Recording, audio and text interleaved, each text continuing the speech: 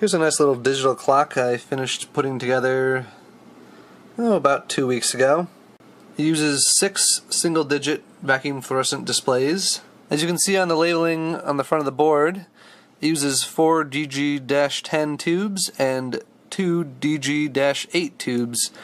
And those ones there are about the diameter of a pencil. They've got to be the smallest single-digit VFD tubes I've ever seen. All of them were made by Futaba, although the stickers are missing off the 2 smaller tubes. When I purchased this clock, it was just the assembled circuit board, and there was no case and not even a power cord attached to it. And there were 3 switches mounted on the board. I relocated them to the back and added one more for 12 or 24 hours. That's 24 and this is 12. I didn't initially notice it when I bought this clock, but it says Artnitex Co. on the bottom. I assume that was the manufacturer of the circuit board. I can't find anything about that company or any other examples of this clock. It's a bit of a mystery. I tried to build the case for this clock using only parts I had in my junk box. Making my own plexiglass case did not go super well. Cutting plexiglass is tough to do without the right tools, especially something like a table saw.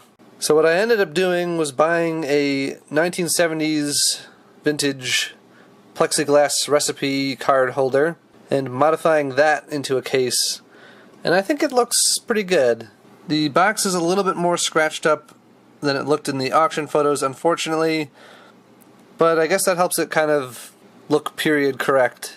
The rubber feet on the bottom are also new old stock. I've got a little bag of those. The 2 toggle switches are original, and the 2 push button switches I had in my parts bin.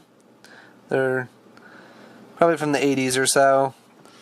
I'm not sure exactly. The heart of the clock is that MM5314 clock chip. It's dated 6/45, which is the 45th week of 1976. By that time there were other more advanced clock chips available that had an alarm or a date feature. This one just tells the time. The 12/24-hour switch is the only option on there really. Now these 2 buttons here are the fast and slow set. The first one is the fast set. It rapidly advances the minutes while holding the seconds. And then the next button here is the slow set, and it just rapidly advances the seconds. It's in 12-hour mode right now, so it'll just roll over back to 1 o'clock once it hits 12. There it goes. The remaining switch here is the hold switch. That just stops the time from advancing. If you overshot the desired time, you can just switch on the hold switch there and wait for the current time to catch up to the time on the clock. The clock originally came with a push button switch for the hold, and then these 2 toggle switches were used for the fast and slow set. That seemed like a dumb arrangement to me, so I changed it around so that the hold and 12/24-hour were toggle switches and fast and slow set were push buttons. That seems like a much more logical arrangement. There aren't too many other components on the board. The black blobs you see down there are the digit drive transistors. One of them is a replacement. Some past person did that. Came like that to me. And those are the rectifier diodes there. And the rest is just a bunch of resistors and jumpers. And of course the power transformer here, which has a single center tapped winding.